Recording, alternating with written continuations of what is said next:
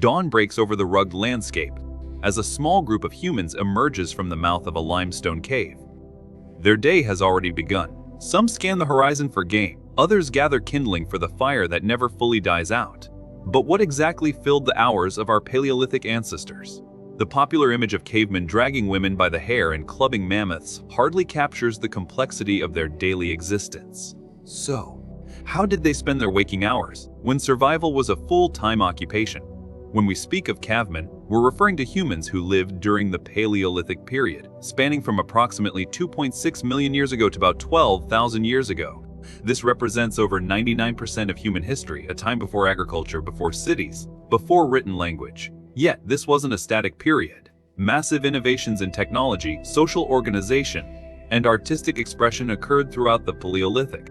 Our understanding of daily life during this era comes from multiple lines of evidence. Archaeological sites preserve stone tools, hearths, food remains, and occasionally, more perishable items like textiles or wooden implements. Cave art and portable artifacts provide glimpses into their symbolic world. Ethnographic studies of recent hunter-gatherer societies offer additional insights, though we must be cautious about drawing direct comparisons across vast time spans. The Paleolithic wasn't a monolithic experience. It varied dramatically by region, climate, and time period. Early Homo habilis living in Africa 2 million years ago had a profoundly different daily experience than Cro-Magnon humans painting the caves of France 20,000 years ago. Climate was perhaps the most significant factor in determining daily routines.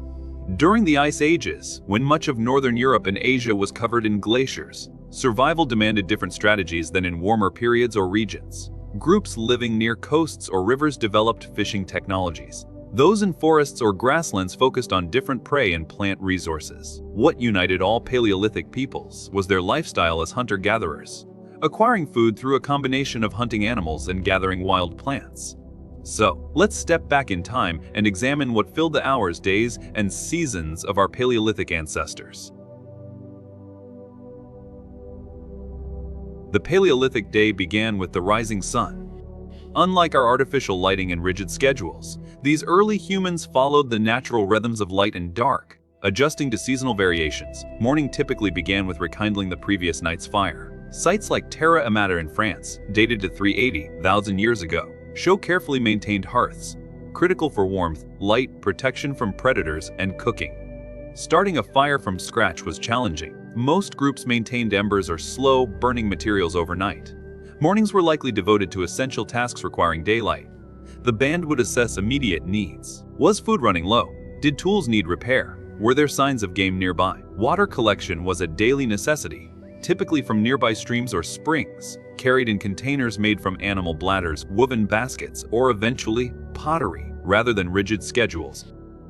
Paleolithic life followed a pattern of immediate return activities and delayed return planning, preparing for future challenges.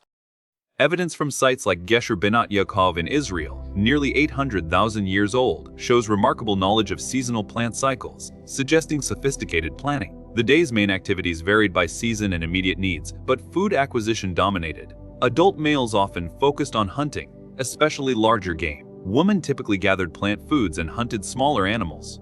However, this division wasn't rigid.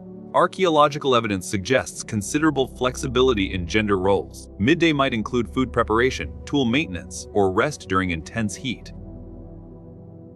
As the day progressed, hunters returned with game, when successful, and gatherers with plant foods.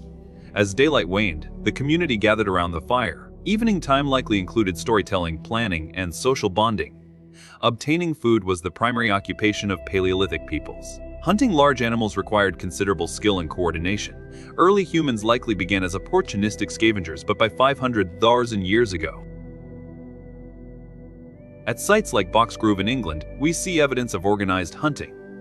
A horse shoulder blade from this site bears a clear spear wound, demonstrating direct hunting. Scavenging. Early Paleolithic hunters used simple hand axes and wooden spears. By 400,000 years ago, humans at Shishulningen in Germany were crafting sophisticated wooden spears, perfectly balanced for throwing. The introduction of spear throwers around 30,000 years ago dramatically increased range and power. Bow and arrow technology appeared in some regions by 20,000 years ago.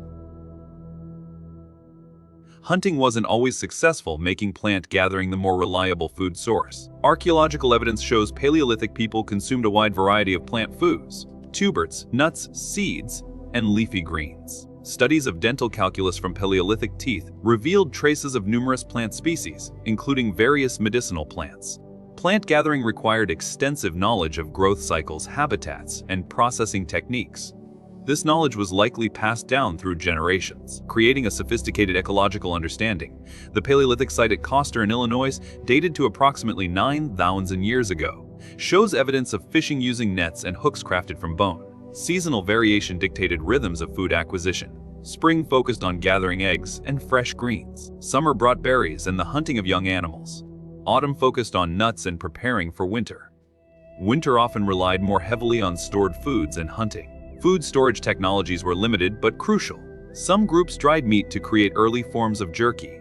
Underground storage pits preserved certain foods in cooler temperatures. In colder regions, freezing provided natural preservation. The Paleolithic diet was remarkably diverse, much more so than early agricultural diets that followed. Analysis of Paleolithic bones shows generally good nutrition, with fewer deficiencies than in later farming populations. One crucial innovation was cooking. While the exact timing is debated, control of fire for cooking dates back at least 400,000 years, with some evidence suggesting much earlier origins. Cooking made many foods more digestible, released more calories, and neutralized natural toxins in certain plants. Tool making wasn't occasional, it was constant. Stone tools dulled with use and required regular resharpening or replacement. A skilled knapper could produce a cutting edge in minutes, but more complex tools required hours of careful work. By 1.7 million years ago, Acheulean hand axes show careful bifacial flaking and symmetry. The Middle Paleolithic introduced the Lavalos technique, allowing more control over flake shape and size. The Upper Paleolithic, beginning around 50,000 years ago, saw an explosion of specialized tools. Birons for engraving, scrapers for hides, awls for piercing, and projectile points for hunting. These weren't crude experiments. They reflected sophisticated understanding of stone mechanics. Materials extended beyond stone. Wood, though rarely preserved, was widely used. Remarkable finds like the Clacton spear tip show fine woodworking. Bone, antler, and ivory became vital in the Upper Paleolithic, used to make fish hooks, needles, harpoons, and decorations. Antler, strong yet flexible, was especially valued. Food processing tools included grinding stones, pounding implements, and butchery tools. Experiments show that stone tools could efficiently butcher even large animals like elephants. Though the process was time-consuming, containers were essential. Early humans used natural materials: gourds, shells, animal bladders. Later, woven baskets and soon hide bags emerged. Pottery appears by around 20,000 years ago in China. Clothing evolved with climate challenges. During colder periods, hides were scraped with stone tools, then sewn with bone needles. Where did Paleolithic humans live? Despite the stereotype, caves were just one option. Natural shelters, caves, rock overhangs, were used when available, especially in harsh climates. Famous cave sites like Lascaux or Altamira show seasonal or ritual occupation. At Terra Mata in France, oval huts up to 15 meters long were supported by wooden posts. At Mezrich in Ukraine, 15,000 years ago, mammoth bones formed the bases of shelters, likely covered with hides. Inside, hearth formed the center of domestic life, surrounded by sleeping areas, work zones, and storage. Maintenance was constant. Fires needed tending, shelters required repairs. Living areas had to be kept clean. Some sites show designated refuse zones. Chilled rearing was integrated into daily life. Children likely observed and helped with adult tasks from a young age. Personal hygiene is harder to trace, but evidence suggests dental cleaning with fibrous plants and bathing in nearby water sources. Care for the injured or ill was also present. Skeletal remains show healed injuries, implying long-term support from the group. Contrary to stereotypes, Paleolithic social life was rich and complex. The basic unit was the band, typically 20 to 30 people, made up of related families. Bands weren't isolated. Exotic materials show trade across long distances. Sharing food reinforced social bonds. Large hearths like those at Don Vihi Stanis suggest communal feasting. Art was central to social life. Ochre processing at Blombos cave dates back 100,000 years. Later, we find cave paintings, figurines, and musical instruments. Flutes from Germany, 43,000 years old, played recognizable notes. Drums made from hides likely accompanied them. These instruments suggest sophisticated musical traditions. Medicinal plants appear in dental calculus. Shamanic practices may be reflected in hybrid human-animal imagery, indicating altered states of consciousness. Conflict existed but wasn't constant, but violent injuries are rare in Paleolithic remains. Low population and abundant resources likely reduced competition. So, what can we learn from this enduring way of life? First, Paleolithic humans were skilled environmental managers, shaping ecosystems through selective hunting and controlled burning. Aboriginal fire management goes back 65,000 years. Second, Paleolithic lifeways required vast knowledge. Each person understood plants, animals, tools, weather, and social dynamics, a generalist intelligence, in contrast to today's specialization. Third, their tools, while simple, were elegant adaptations. They laid the foundations for modern technology, and most importantly, the Paleolithic saw the rise of symbolic thought and culture. The Paleolithic wasn't a primitive prelude, but a successful, sustainable way of life that supported rich cultural traditions for over 99% of human history. Achievements worth considering as we face our own environmental challenges. So, what did cavemen do all day? They balanced immediate needs with long-term planning.